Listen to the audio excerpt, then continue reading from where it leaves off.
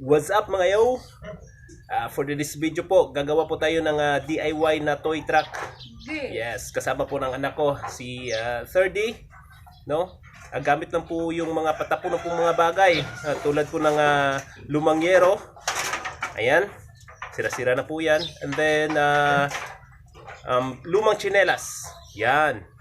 So, kung paano po gagawin, watch this video hanggang sa matapos.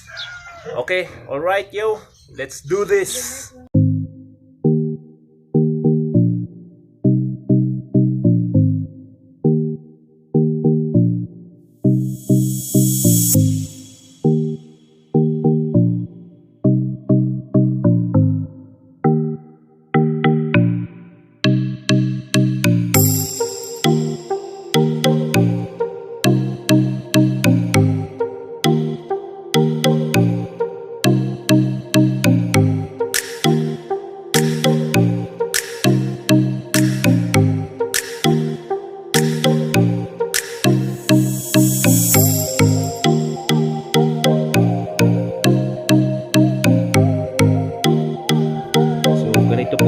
Ito po yung